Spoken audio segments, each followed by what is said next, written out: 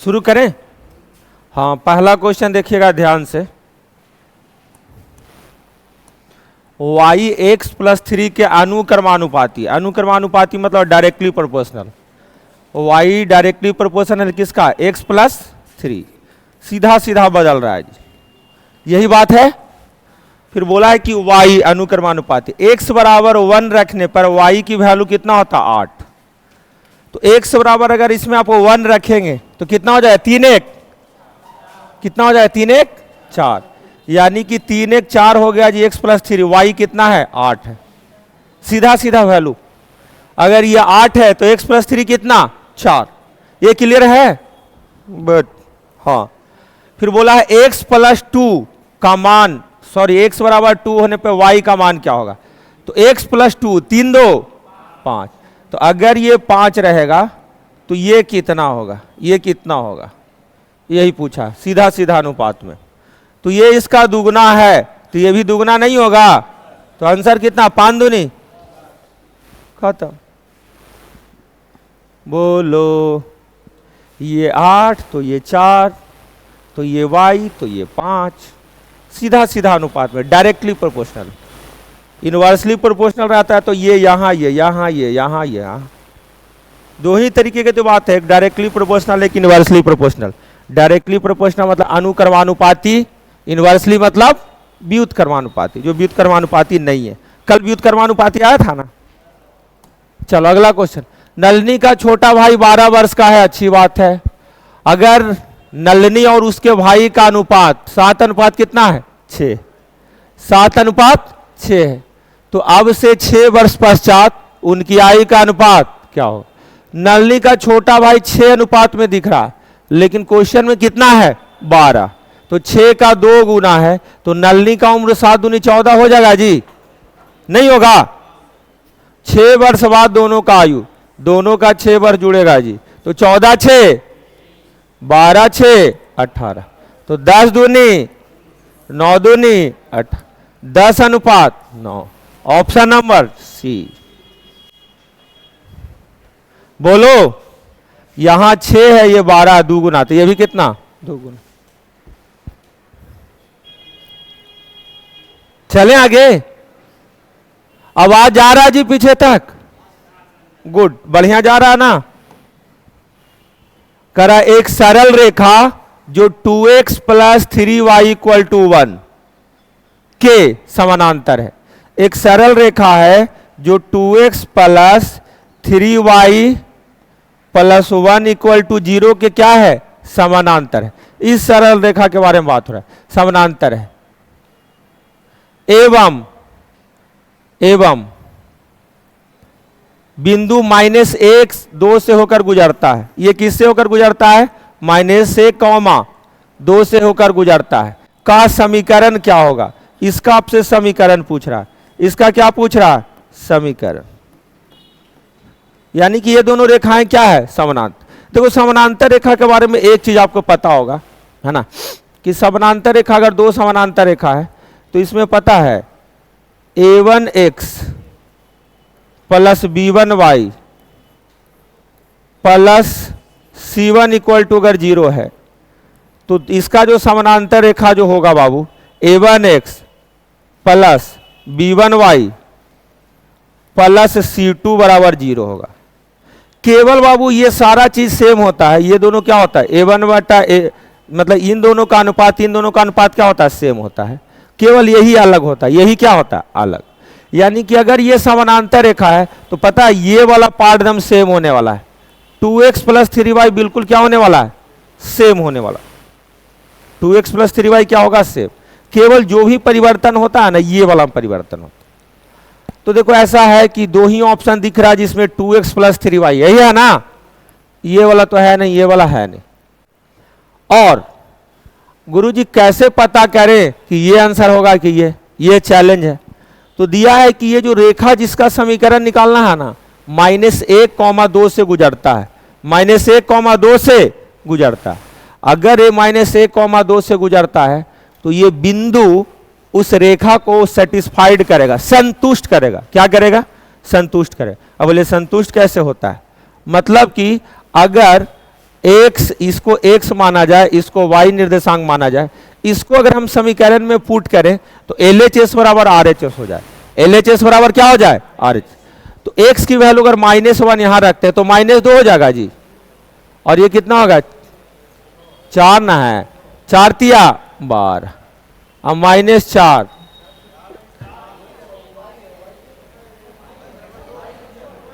दो, 3 दूनी 6, 3 दूनी 6 हो गया। तो यही सेटिस्फाइड कर गया।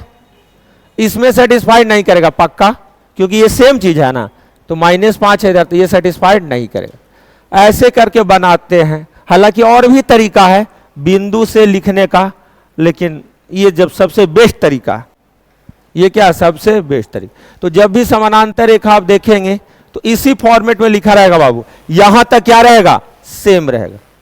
केवल चेंज क्या होता है? C1 और C2, यही चेंज होता है। क्लियर है ना? ये सब कुछ नहीं अगर जानोगे तो देख लोगे कि कौन से चारों में डालेंगे तो LHS बराबर क्या हो जाए? RHS। बनाने का तरीका है, बहुत बढ़िया तरीका है, लेकिन उस सब चक्कर में नहीं फंसो। हाँ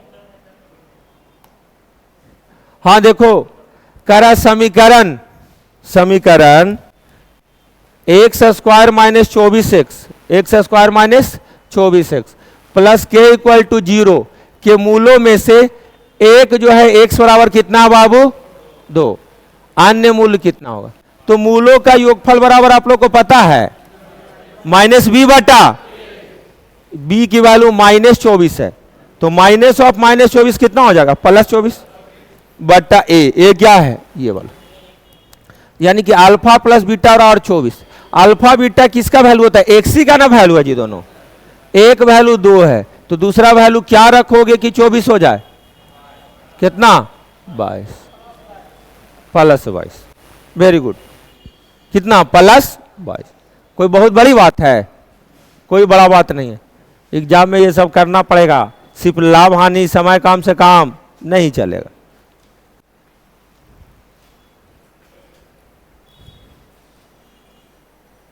अल्फा प्लस बीटा बराबर में, जिनको द्विघात समीकरण नहीं आता होगा यूट्यूब पे देख लीजिएगा मेरा क्लास, 2 क्लास लिए हैं, 1.5 घंटा का, 2 घंटा का, उसमें अलजेब्रा के सभी बातों को हमने चर्चा किया। चले क्वेश्चन नंबर 5, ध्यान से देखिएगा। लिखा है 54,000 रुपया के मूलधन पर चक्रवृद्धि ब्याज और साधारण ब्याज का अंतर 2 वर्ष के लिए समान वार्षिक ब्याज दर पर 1215 रुपया है, तो ब्याज की दर ज्ञात कीजिए। जब भी CI माइनस SI का अंतर दिया रहे और आपको रेट परसेंट निकालना है तो डायरेक्ट शॉर्टकट होता है D/P इंटू कितना? 100 इंटू कितना? 100 बाहर में, तो डिफरेंस कितना हुआ बताओ तो? 1215 रुपया है बटा कितना? 54,000 इंटू कितना बाहर में? 100। क्या आप काट पाएंगे? कितना से काटे बताओ तो? पहले 5 से काटते हैं क्या? 5 से नहीं, ठीक नहीं लगता। 403 और कितना से काटे? 3, 18 या 54, 18 या 54 ना होगा हो। अच्छा ये बताओ तो, ये 5 ना है, बट 5 से घट 405, 81 पचे 405 और 36 पचे 180, है ना? यही ना होगा?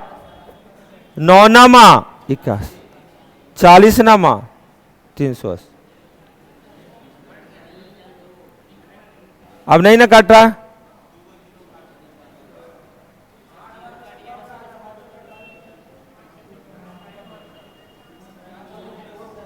दो शून्य ना था बुड़वाक, तो ये कितना हो गया बोलो? ये 36, 400। 9/400 कितना होता है? 3 इंटू 20 पचे 100। समझ में आया? नहीं आया, चुपचाप फॉर्मूला है डी बटा पी इंटू कितना 100। डी बटा पी कहां रहेगा, अंदर रूट के अंदर, बाहर में क्या 100, तो वर्गमूल 3 हो गया, ये 20 हो गया, 100 बाहर रहेगा। देखो दिल्ली पुलिस कांस्टेबल में इस तरह का क्वेश्चन पूछता है, मतलब विद्यार्थी मैथ वाला चाहिए। बिहार कांस्टेबल में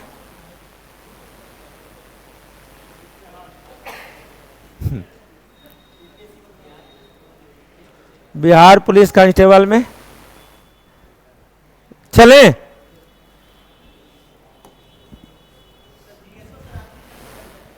क्या जीएस नहा दुर्गेश सर सिर्फ लेते हैं। हाँ कल तो रिकॉर्ड तोड़ दिए थे भाई, हाँ कल तो गजब हो गया, लास्ट में बड़ा दिक्कत हो गया था। चले 10 मीटर लंबी एक सीढ़ी 10 मीटर लंबी एक सीढ़ी एक ऊर्ध्वाधर दीवार के साथ टिकी हुई है। ऐसा दीवार तो सीधा सीधा होता है, इस तरीके से सीढ़ी है, सीढ़ी का लंबाई कितना है 10 मीटर, और दीवार से कितना डिग्री का कोण बनाती है, जो दीवार से 60 डिग्री का कोण बनाती है।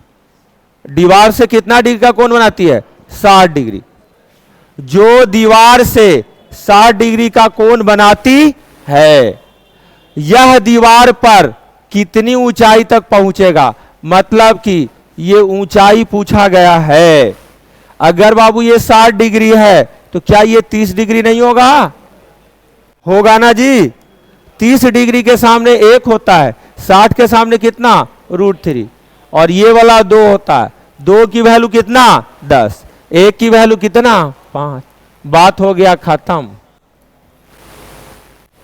यही ना पूछा है कि कितनी ऊंचाई तक पहुंचेगा।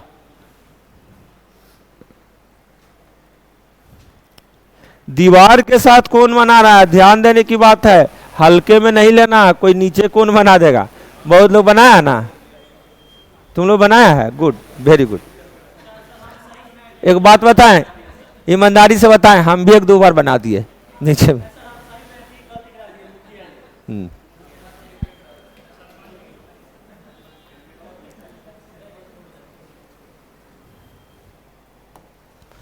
चलो 7 नंबर बोला गया, एक सिलेंडर का घुमावदार सतह, घुमावदार सतह मतलब कर्व्ड सरफेस एरिया, वक्र पृष्ठ का क्षेत्रफल, पार्श्व पृष्ठ का क्षेत्रफल है ना, जो सिलेंडर का जो बाहर वाला क्षेत्र है उसी को क्या बोला जाता है, घुमावदार। घुमा हुआ नहीं रहता है, घुमा हुआ रहता है। हाँ तो घुमावदार सतह का जो क्षेत्रफल है उसके आधार का क्षेत्रफल का कितना गुना है 5 गुना। आधार में क्या होता है वृत्त, आधार में क्या होता है वृत्त। तो आधार का क्षेत्रफल अगर देखा जाए तो आधार में πr स्क्वायर, इसका 5 गुना घुमावदार सतह। घुमावदार सतह क्या 2πrh, यही ना होता है जी, 2πrh वक्र पृष्ठ का क्षेत्रफल, मतलब आधार का क्षेत्रफल का 5 गुना है। तो सिलेंडर के त्रिज्या और ऊंचाई का अनुपात क्या होगा। हम बोलेंगे अब कुछ बचा सर इसमें, पाई गयो नहीं गयो, एक आर से एक आर भी गयो, तो आपसे पूछा RYH, तो 2y कितना 5, यानी ये 2 और दूसरा कितना 5, 2:5।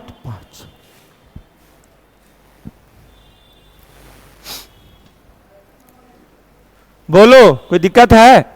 ये सब क्वेश्चन बेसिक है, ये सब आना चाहिए, आसान है।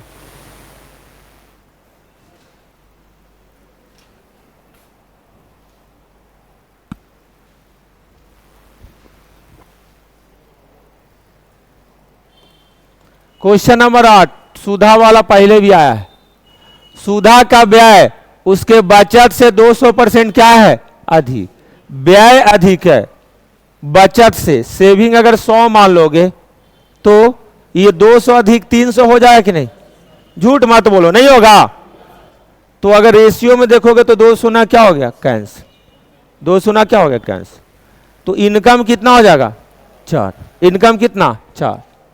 बोला है कि उसके व्यय में 4% का कमी, व्यय में कमी कितना का 4%, -4%, 4% का क्या कमी, और बचत में 28% का बढ़ोतरी यानी +28%। खर्च प्लस बचत बराबर आय होता है कि नहीं? तो खर्च में हुआ परिवर्तन और बचत में हुआ परिवर्तन, इन दोनों को जोड़ देंगे तो आय में हुआ परिवर्तन पूछेगा, और यही पूछा है आय में हुआ प्रतिशत वृद्धि बताए। हम मान लेते हैं 1% हुआ है, बराबर प्रतिशत तो सब में खत्म है ना, 4x बराबर कितना बोलो तो -12 + 28 बराबर ही कितना हो गया हो 16। 4x बराबर 16 तो x बराबर कितना 4%। 4% को डेसिमल में 0.04 बोलेंगे, 0.04% में। 4 को 100 से भाग दीजिएगा तो कितना आएगा? नहीं भाग देने आता है। 4 को 100 से भाग दीजिएगा तो दशमलव में कितना आएगा? 0.04। चले आगे। अरे लिखना चाहिए था 4%, लेकिन लिख दिया है तो अब क्या करें, यही लिखेंगे ना।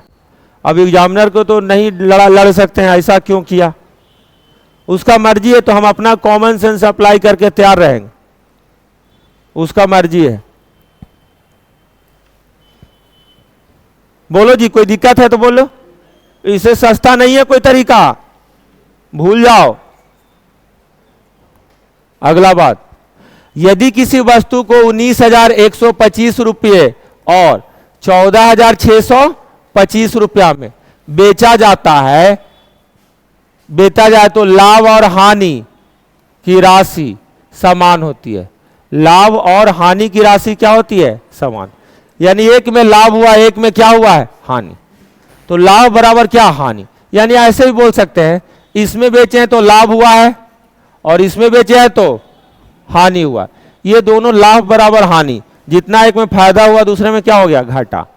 किसी वस्तु को 19,125 रुपया में बेचा जाए तो लाभ प्रतिशत क्या होगा? देखो, जब भी लाभ बराबर हानि हो, जब भी लाभ बराबर हानि हो तो क्रयमूल्य जानते हो कैसे निकलेगा? उन दोनों को जोड़कर आधा कर देंगे तो क्रयमूल्य निकल जाएगा। 19,125 प्लस 14,625 दोनों विक्रयमूल्य को जोड़कर आधा कर देते हैं तो हमारा क्या निकल जाता है? क्रयमूल्य निकल जाता है। हाँ, कंडीशन क्या है? लाभ और हानि क्या हो? बराबर। इसका भाषा किताब में अलग अलग तरीके से है। किसी वस्तु को 19,125 में बेचने पर उतना ही लाभ होता है जितना 14,625 में बेचने पर हानि होता है। ऐसे करके लिखा रहता है कि नहीं किताब में? वही वाला क्वेश्चन, वही वाला क्वेश्चन है। तो जोड़ो तो मिला जुला के कितना होगा जी? ये 750 और ये 33,750 बटा 2, 16 दूनी 32 हो जाएगा ना? 175 875 800, यानी क्रयमूल्य है 16,875। अब कितना में बेचने की बात है? 19,125। घटाओगे तो कितना का लाभ आ रहा बताओ तो? 2250। झूठ नहीं ना बोल रहे हैं, नहीं तो बहुत बेइज्जती मेरा हो जाता है, गलती हो जाता है। तो प्रतिशत प्रॉफिट बराबर कितना का लाभ है? 2250। कितना क्रयमूल्य? 16,875 इंटू कितना? 100। ये कितना से कटेगा? ये 25 से काटते हैं, 25 नामा 2 25, 25 से काटते हैं, 25 छक्का 150, 150 हो गया तो 18 बचा ना, और 7, 25 से आते 175, अब 12 5 25 बचे 125। ठीक है, 25 चौका 100 हो जाएगा, बोलो तो। अब 25 इंटू कितना हो जाएगा? 27, 9 तिया 27, 9 दहा का 90, 40 बटा कितना? 3, 13.1 बटा। ऐसा भी क्वेश्चन एग्जाम में आता है, क्या समझा? आता है, जिसमें जोड़ घटाव बहुत उत्तम किस्म का होना चाहिए। क्या आधा लड़का तो इधरे उलटते रहेगा।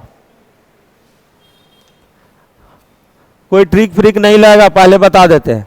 ज़्यादा हीरो मत बनना, ये भी नहीं सोचना कि मास्टर को हो सकता नहीं आता होगा, ऐसा कोई बात नहीं है।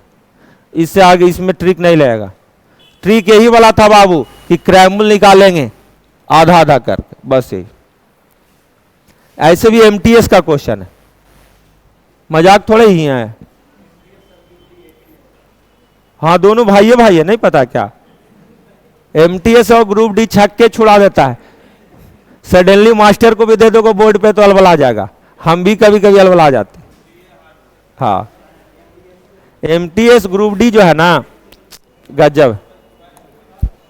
हाँ देखो ये वाला फिर एमटीएस का है, डरना नहीं है। करा वसुधा ने अपने सामान को उत्पादन लागत से 18% अधिक पर बेचने का दावा। वसुधा बोली है कि हम अपना जो सामान है ना, 100 रुपया का सामान है, उसको 118 रुपया में बेचेंगे, क्योंकि हमको 18% का लाभ चाहिए। यहां तक कोई दिक्कत नहीं। लेकिन उसने एक वजन का इस्तेमाल किया जिसपे लिखा था 1 किलो, जबकि वास्तव में उसका वजन कितना था? y ग्राम। अब बात यह है कि जितना वजन वास्तव में होगा वसुधा के लिए वही क्रैमुल होगा। वही क्या होगा? क्रैमुल। एग्जाम्पल के लिए हम 900 ग्राम तुमको दे रहे हैं एज ए दुकानदार, तो वास्तविक वजन कितना है? 900 ग्राम। लेकिन हम तुमको 1000 ग्राम कह के दे रहे हैं, तो मेरा जो क्रैमुल होगा वो 900 ग्राम ही होगा, 900 ग्राम का ही क्रैमुल होगा। हम दुकानदार हैं तो ये बात समझ में आया। खर्चा हमारा 900 ग्राम का होगा, अब पैसा मांगे वो 1000 ग्राम का, बोलेंगे ना जी। तो कह रहा है कि उसने ऐसा एक वजन का इस्तेमाल किया जिसपे 1 किलोग्राम तो लिखा था, लेकिन वास्तव में वजन कितना था? y ग्राम। यानी कि उसका जो क्रैमुल है y ग्राम का लग रहा है, लेकिन पैसा वसूल कर रही है कितना ग्राम का? 1000 ग्राम। कितना का? 1000 ग्राम। क्या ये बात समझ में आया? ये समझ में आ गया? तो अब तो मजाक हो गया क्वेश्चन। यदि वसुधा द्वारा अर्जित जो वास्तविक लाभ प्रतिशत है कितना? 33.1y3। 33.1y3% को 1y3 लिखते हैं। कितना लिखते हैं? 1y3, जिसमें 3 में 1 प्रॉफिट, 3 में 1 प्रॉफिट, यानी 3 का सामान कितना में ओवरऑल मिल रहा है? चल, इन दोनों का नेट इफेक्ट ये हुआ है कि फाइनली ये आपका क्रैमुल और विक्रैमुल का अनुपात है। तो अब नहीं बना देंगे अभी क्वेश्चन बचा जी, गरीब टाइप के। देखो बे, हेलो रुको, ये 10 से काट दें? नहीं कटेगा। अरे बोलो ना, थोड़ा सहारा दो ना जी। 5 दूनी 10, 2 दूनी 4, 2 से कितना टाइम है? 59 टाइम है।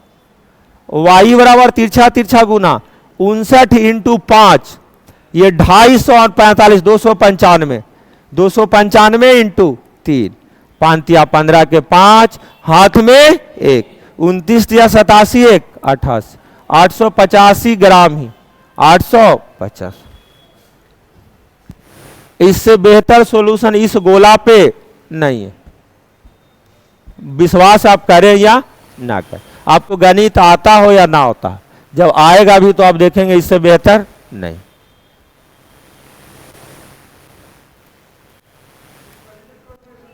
क्या बोल रहा बाबू? हाँ रिपीट। पहला बात कि वो मार्केट में वसुधा दम अनाउंस करवा दिए, पोस्टर लगा दी है कि हम 18% लाभ लेंगे तो लेंगे तो 100 का सामान कितना में बिकेगा उसका? 118। लेकिन दुकानदार है, सोच रहे कुछ और फायदा ले लें, तो ऐसा वजन में सेटिंग की है कि रहेगा y ग्राम और दिखेगा 1 किलोग्राम, यानी कि उसका खर्चा पड़ेगा, क्रैमुल पड़ेगा 22 ग्राम का, लेकिन वसूली होगा कितने का? 1000 ग्राम। इससे ओवरऑल आपको 33.1y3% लाभ प्राप्त हो रहा है, मतलब 1/3 लाभ हो रहा है। तो 3 क्रैमुल 1 लाभ लेके कितना में ओवरऑल बिक रहा है? 4 में। ये दोनों का नेट रिजल्ट है, ये नेट रिजल्ट। यहां से कैलकुलेशन भगवान भरोसे। काटने वाला भी बताएं? अरे बोलो ना, काट लोगे ना? हाँ हाँ चलो, दुनिया का सबसे आसान क्वेश्चन में आपका स्वागत है। एक वृत्ताकार पथ के अनुदिश चलते हुए अंश एक पूरा चक्कर करने में कितना मिनट लेते हैं? 18 मिनट। और सीधी को एक पूरा चक्कर करने में कितना लगता है? 12 मिनट। दोनों एक साथ एक ही समय पे शुरू करते हैं तो कितने मिनट बाद प्रारंभिक बिंदु पर मिलेंगे? ऐसे प्रश्नों में वृत्ताकार वाला में 2 का टाइम पीरियड दिया रहे और जब भी सेम जगह पे मिलना हो तो इन दोनों का क्या लेते हैं? एलसीएम। 18 और 12 का एलसीएम कितना होगा? 36। वह छोटी से छोटी संख्या जो 18 और 12 द्वारा विभाजित हो जाए। छोटा से छोटा संख्या 36 से है। अब कोई बोलेगा 6 को काट पाएगा 18 12? जब भी संख्या होगा तो इन दोनों नंबर से बड़ा ही होगा या इसके बराबर होगा। कम से कम बड़ा संख्या क्या होगा? बराबर हो। ये सब तो गरीब टाइप के आंसर ही नहीं होगा। चले आगे, क्वेश्चन नंबर 12 सब बना लिए हो? 0.23 पे लाइन, 0.2 पे लाइन। अच्छा एक बात बताओ, 0.23 का मतलब क्या होता है? 2 3 रिपीट करते रहेगा। अरे बोलो, 0.2 पर लाइन का मतलब क्या? 2 क्या होता रहेगा? रिपीट करता रहेगा। तो जोड़ दें, कितना अंक तक है? बहुत सारा। 2 2 4, 3 2 5, 3 2 5, 3 2 5, 3 2 5, 3 2 5। ये बोलो कहां है? कौन? यही ना है?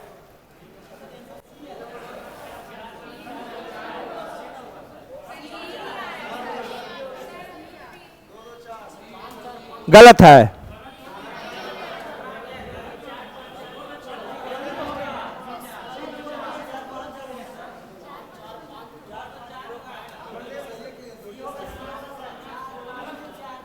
क्या है वो? 2 2 3 2 2 2 4 ऐसे हो गया है। 2 2 4 3 2 5, 2 2 4 3 2 5। सही कर रहे हो ना? यानी रिपीट कौन कर रहा है? 4 5, 4 5 ना रिपीट कर रहा है। तो यही तो आंसर है 4 5। ये तो धोखे हो जाता हो, 3 2 5 हो जाता। दूसरे तरीके से भी बता दें कि ठीक है। 9 वाला का जरूरत पड़ेगा बड़े बड़े क्वेश्चनों में। इसमें छोटा क्वेश्चन में 9 वाला की जरूरत पड़ेगा। जहां सुई से काम चल जाए वहां तलवार नहीं निकालना चाहिए। क्या? किसी राशि पर 10% की दर से 2 वर्ष में वार्षिक संयोजित होने पर चक्रवृद्धि ब्याज का अंतर कितना है? चक्रवृद्धि ब्याज साधारण ब्याज का अंतर कितना है? 50 रुपए। तो राशि क्या होगा? देखो 2 वर्ष में, ध्यान समझना, चक्रवृद्धि ब्याज 21% होगा। 10 + 10 + 10 × 10/100 या CI - SI का अंतर के लिए डायरेक्ट आप लोग शॉर्टकट जानते होंगे कि गुरुजी x² y 100%। जानते हो ना? नहीं जानते हो तो जान लो। तो 10² y कितना? 100। तो कितना परसेंट? 1%। यानी कि डायरेक्ट रेट निकाला जा सकता है CI - SI का कितना? 1%। यानी कि 1% की जो वैल्यू है, 1% की वैल्यू कितना है? 50। मूलधन कितना होता है? 100%। तो 100% बराबर कितना? 5000। मन में नहीं बना सकता था? झूठ काहे बोलते हो? नहीं बना सकते हो। मैंने बनाया है। लगता है धीरे धीरे मन बढ़ रहा तुम्हारा। एक दो को परीक्षा होने दो ना, मनमा घट ही जाएगा। हमको घटाने की आदत ले, और पढ़ना पड़ेगा। हर एक परीक्षा के बाद क्या लगता है विद्यार्थियों को? थोड़ा सा लगता है और पढ़ना पड़ेगा। आते समय ट्रेनिंग में सोच लेता है, लगता है पढ़वा नहीं याद कर रहे। चले,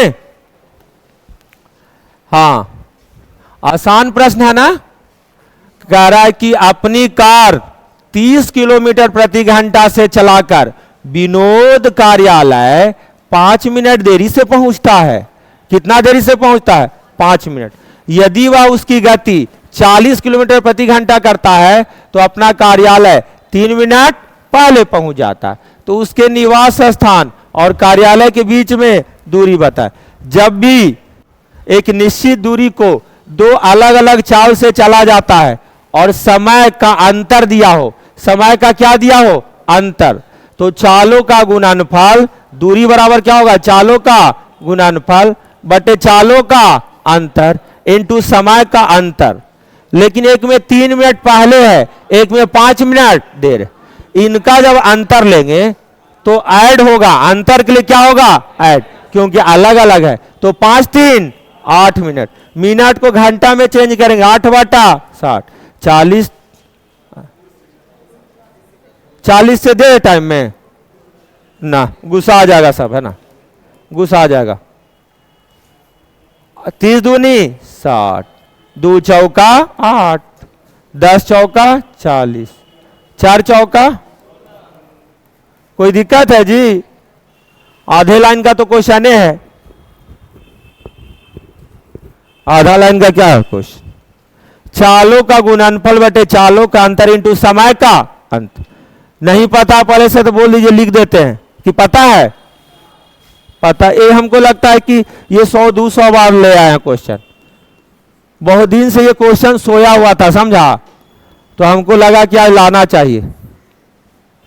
बीच में बहुत दिन हो जाता है ना कोई क्वेश्चन, तो दोबारा लेके आते हैं कि कहीं भूल तो नहीं रहा है विद्यार्थी, भूलता भी तो बहुत है ना जी। हाँ चलो, बोल रहा है कि एक व्यक्ति एक अलमारी को एक निश्चित मूल्य एस पर बेचता है, ठीक है, बेचने दो। हाँ, उसके विक्रय मूल्य पर 20% का लाभ प्राप्त होता है।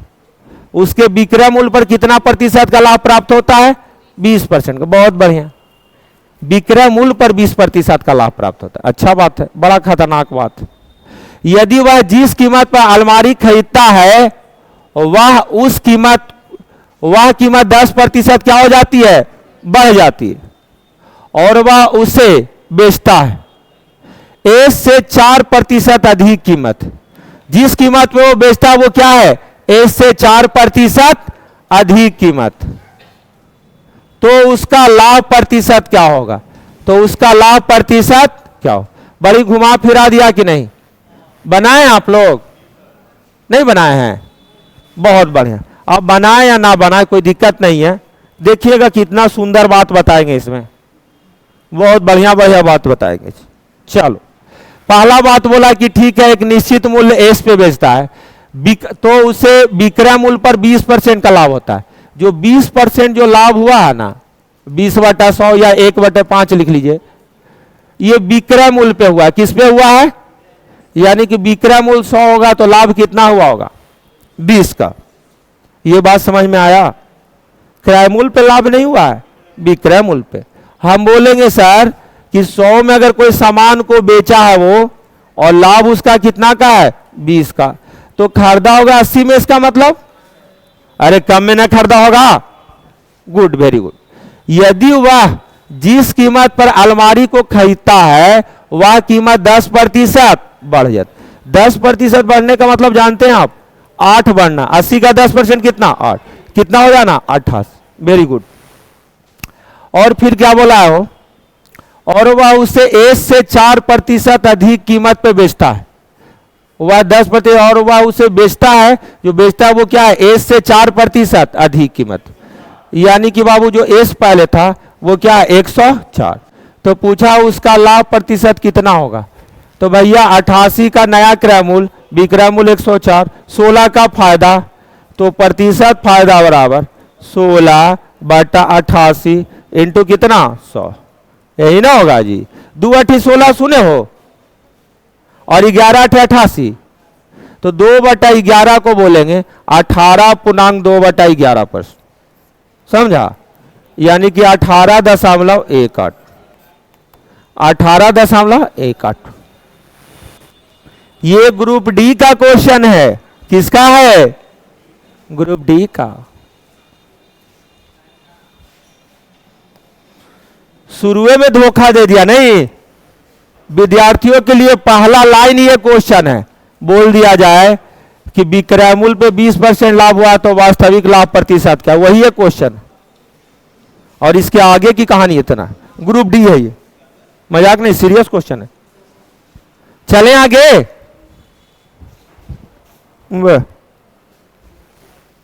क्वेश्चन नंबर 16, 12 सेंटीमीटर त्रिज्या वाले गोला है, उसको 64 गोले निर्मित किया जा रहा है, जिसमें समस्त छोटे गोले का कुल आयतन बड़े गोले के आयतन के क्या है, बराबर।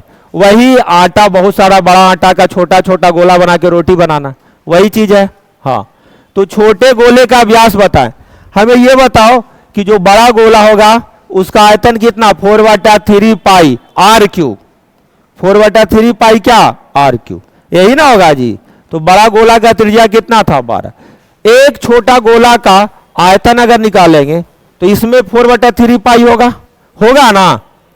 ऐसा ऐसा कितना है, 64 इंटू कितना, आर क्यूब। देखो 4/3 पाई कैंसिल है, 64 है बाबू, यानी 4 3 बार है और 12 3 बार है। तो एक 4 काटेगा 3 बार, ये 3 बार, ये 3 बार, यानी आर क्यू की वैल्यू कितना, 27। आर की वैल्यू कितना, 3। डायमीटर पूछा है, डायमीटर दुगुना होता है, 3 दूनी, बोलो। अगर आपकी प्रैक्टिस हो गई है तो 4/3 पाई 4/3 पाई नहीं लिखना है। अगर आपकी प्रैक्टिस अभी नहीं हुई है तो लिखना है, यही अंतर है। दोनों तरफ गोला है, तो दोनों तरफ गोला है तो गोला चलाने की जरूरत नहीं ना है। नहीं समझ में आया बात। जैसे भारत और पाकिस्तान के बीच दोनों के पास न्यूक्लियर बम था, दोनों एक दूसरे को मार रहा था जी, उधर से ये उधर से, बीच बीच में लड़ नहीं रहा था, क्योंकि बैलेंस हो जाता है ना। चले आगे, टेक्नीशियन 2024 का क्वेश्चन। क्वेश्चन नंबर 17 ध्यान से देखिएगा। लिखा है कि दो समरूप त्रिभुजों की दो संगत भुजाओं की लंबाई का अनुपात कितना है, 6:2। मतलब दो त्रिभुज है, दोनों के संगत भुजा, एक कोण के सामने वाला संगत भुजा का अनुपात 6 कितना है, 2। तो इन त्रिभुजों को क्षेत्रफल का अनुपात क्या होगा। क्षेत्रफल 2 डायमेंशन है, 2 विमीय है, यानी कि भुजा का दुगुना, भुजा का स्क्वायर फॉर्म में होगा। 6 का स्क्वायर कितना और 2 का स्क्वायर कितना, 4। देखो कितना ईमानदार है एग्जामिनर, देखो ना 36 क्या लिखा है, 4। चाहता तो लिख सकता था 9:1। 1 लाख लड़का में 1000 लड़का जरूर को बोल्ड कर देता, लेकिन एग्जामिनर कितना ईमानदार है, देखो तो बोला 36 4 लिखो, 6 छक्का 36, 2 दूनी 4, यही आंसर दिया। क्वेश्चन नंबर 18, -5,7 -4, -5 और 4,5 ये त्रिभुज के है ना क्या है, शीर्ष हैं। तो त्रिभुज एबीसी का क्षेत्रफल बताएं। एबीसी तीनों का निर्देशांक है और इसका क्षेत्रफल निकालना है। क्षेत्रफल निकालने के लिए फॉर्मूला तो दूसरा है, लेकिन हम लोग शॉर्टकट की बात करें तो शॉर्टकट बनता है बाबू। अगर कोई भी त्रिभुज हो कहीं पे भी, मान लिया यहाँ पे इस प्लेन में है, इसको अगर ढकेल के यहां ले आएंगे तो क्या इसका शेप चेंज हो जाएगा, नहीं, एरिया चेंज नहीं हो। जैसे तुम यहां हो, तुमको रोड पे ढकेल दे तो तुमको चेंज हो जाए एरिया, नहीं ना जी। वही हाथ पैर रहेगा सब कुछ। अरे ऊपर से थोड़े ढकेलने के लिए, नीचे से जाओगे, नीचे से जाना है ना। हाँ, तो डायरेक्टली जगह चेंज किया केवल इसका। तो शिफ्टिंग प्रोसेस के द्वारा क्या कर रहे हैं कि एक शीर्ष को हम ऑरिजिन पे ला रहे हैं, मूल बिंदु पे ला रहे हैं, 0 0 बना रहे हैं। क्या बना रहे हैं, 0। किसी भी एक शीर्ष को बना लेते हैं, सबसे खराब टाइप के यही दिख रहा है, नहीं तो अगर दोनों में, एक में 4 जोड़ दें, एक में 5 जोड़ दें, तो ये क्या 0 0 नहीं बन जाएगा, ये 0 और ये क्या 0। तो सब में 4 5 जोड़ना पड़ेगा। तो ये कितना होगा बोलो तो, -5 + 4 कितना, 1। 7 में 5 जोड़ो कितना, 12। ये जोड़ो, ये -1 है। ओ वेरी गुड। अच्छा ये 4 5 ना हो तो काहे गलती लिखवाता है, जरूर पाप चढ़ेगा, दोबारा आंसर गलती हो जाएगा हमसे। -4 और कितना, +5 +4, हाँ 4 4 8 5 5 10। अब इसको भूल जाएंगे, इसको क्या करेंगे, भूल जाएंगे। भूल जाने के बाद अगला जो स्टेप है ये है, यहां तक क्लियर है ना। अगला स्टेप अंदर वाला गुना अंदर से, बाहर वाला बाहर से, और घटा देंगे। क्या करेंगे, घटा देंगे और 2 से भाग दे देंगे। और 2 से क्या करेंगे, भाग दे।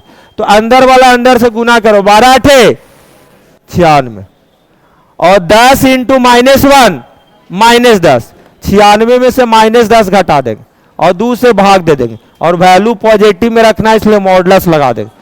तो 96 10 106, 106 बटा 2 कितना 53, 53 यूनिट इसका क्या है आंसर। समझ में आया। एक को 0 बना दें, कोई एक बना दो, कोई एक, कोई जरूरी नहीं बीच वाला। अंदर जो बचेगा उसमें अंदर वाला गुना अंदर से, बाहर वाला बाहर, इन दोनों का अंतर, गुना का अंतर डिवाइडेड बाई 2। यही एरिया ऑफ ट्रायंगल है, यही एरिया ऑफ क्या है ट्रायंगल। इससे छोटा इस पृथ्वी लोक में नहीं है। चले आगे, बोलिए, चले ना। कह रहा है किसी मूलधन पर 8% की दर से 4 वर्ष की अवधि के लिए जो साधारण ब्याज है वो 824 रुपया है, तो मूलधन बताएं। 8% के रेट से 4 साल में 8 चौका 32% इंटरेस्ट मिलेगा। अरे नहीं मिलेगा, सिंपल इंटरेस्ट है। यानी 824 रुपया जो है बाबू 32% की वैल्यू है, तो 1% की वैल्यू 824 बाई 32, तो 100% की कितना इंटू 100। 32 से कटेगा, हो नहीं कटेगा। हाँ देखो नहीं, छोटा कर देता क्या ये, बट 16 50, आप जानते हो काटने में ज्यादा आसान है। 16 5 80, कहां कटा, 16 5 80, 2 और 4 है ना, तो डेढ़ टाइम में कटेगा ना। चलो दशमलव से सुनना, 515 इंटू 5 2575, कैसू करके जुगाड़ लगा के हम काट ही दिए। आप आराम से अपने हिसाब से काटे, चिंता करने की बात नहीं। चले ना आगे, क्वेश्चन नंबर 20। एक कक्षा में 54 विद्यार्थियों की औसत आयु कितना है 37 वर्ष। यदि शिक्षक की भी आयु सम्मिलित कर ली जाए तो संपूर्ण समूह की औसत कितनी हो जाती है 38 वर्ष हो जाती है ना। मतलब 54 विद्यार्थी है और 54 विद्यार्थियों का औसत उम्र कितना है 37 वर्ष, लेकिन शिक्षक के आने से पूरे समूह की औसत कितनी हो जाएगी 38 वर्ष। इसका मतलब शिक्षक बहुत उम्र दराज है नहीं। शिक्षक को आने से 1 वर्ष औसत में बढ़ोतरी हो रही है कि नहीं। कितना वर्ष बढ़ोतरी हो रही है 1 वर्ष। 1 वर्ष हो रहा है तो क्या बोल सकते हैं कि सर ये जो 1 वर्ष बढ़ा है ये 54 विद्यार्थी पे बढ़ा होगा। अरे बोलो, और एक वो खुद भी आए हैं, यानी 55 लोगों पे 1 वर्ष उम्र बढ़ा है कि नहीं। पहले से जो 37 वर्ष औसत था उससे वो 55 वर्ष ज्यादा लेकर आए हैं, उनकी उम्र 55 वर्ष क्या है ज्यादा, तो क्या हो जाएगा 92। 92 क्या हो गया आंसर। बोलो कि पूरा गुना करें, 54 इंटू 37 प्लस T4 बराबर